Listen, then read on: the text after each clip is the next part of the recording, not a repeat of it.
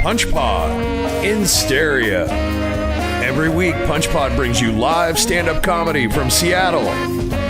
And now, episode 13. If I had a nickel for every time someone told me that I had OCD, I'd have $56.45. One of the dates I had from online dating, I went out with a stutterer, too, which, if you stutter, that's fine. I don't give a fuck, but give me a fucking heads up before we go out. She never said anything in her email, and it wasn't like the title of her profile said, looking for Mr. R-I-I-I-I-I-I-G-H-T.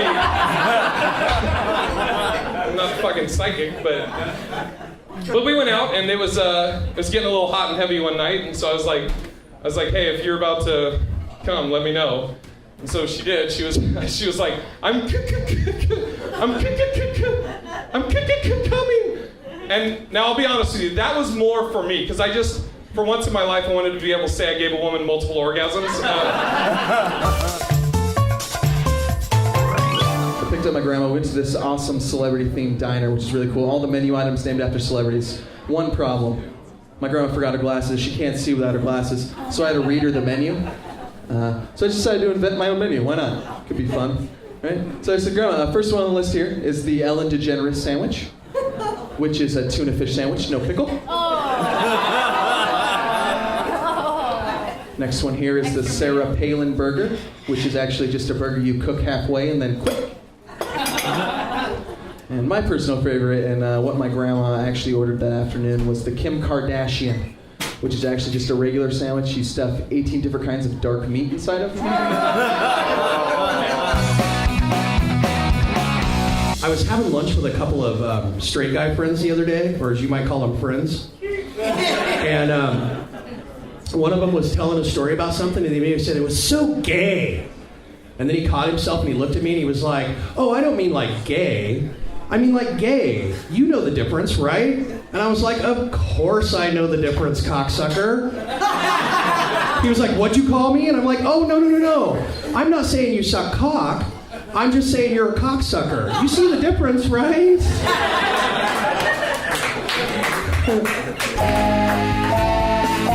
I embrace my fag-hagness.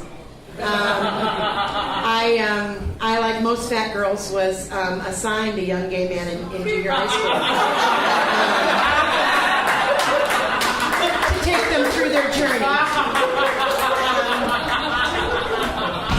Hey, you guys, I like to think of myself as post-racial, because I only communicate with minorities through the mail.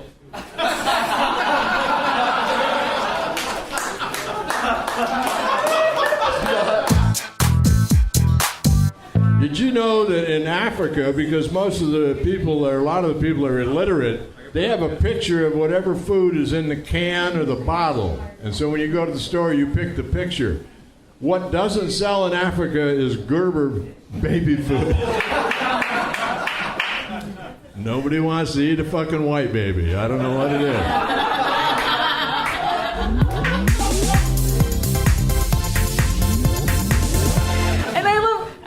Because of all the fucked up, made up things you could bring up to spice up conversation over nachos at the Rock Bottom Grill with your daughter.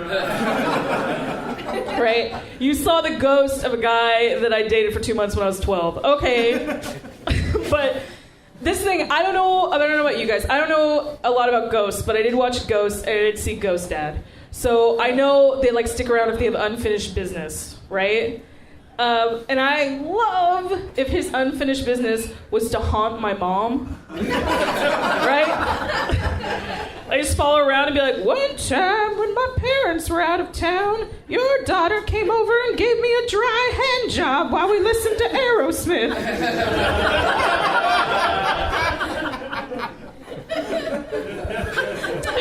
No, I don't know why he talks like that.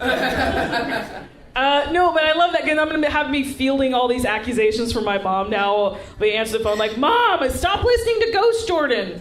Okay? It was business, not pleasure. It was a dare, and I needed $1 for a soda. You should think about how you didn't give me enough spending money after school that I had to go around shining all the knobs in town to get a Mountain Dew. Right? Aren't kids today so lucky they have all these superhero movies? Not like my generation where we just had Condor Man and the Christopher Reeve Supermans. Where it was like, it was so disheartening to be a child and watch the first Christopher Reeve Superman, because it's like, he'll save your cat, but he won't stop your mom from hitting you. So it's like, we all heard that woman smack her kid, and Superman has super hearing, so hearing it like really loud. And he was like, not fazed by that. Cat's okay though. That's all that matters to Superman today. The cat is fine. Old MacDonald had a farm. Back in 31, conditions filled him with alarm.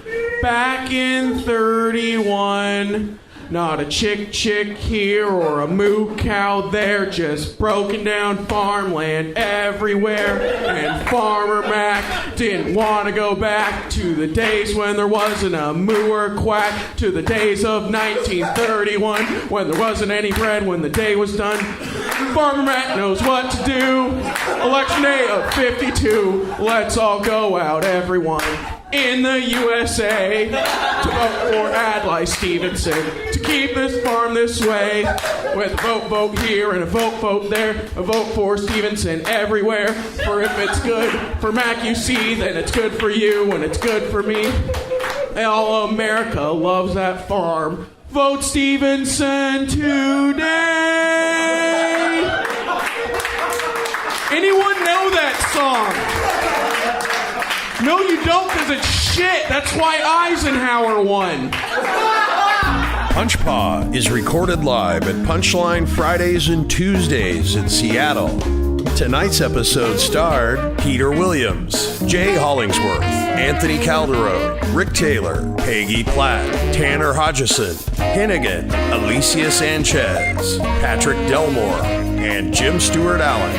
This has been Punchpod. Find more at www.punchlinefridays.com. And thanks for listening. I'm your announcer, Pierce Cox.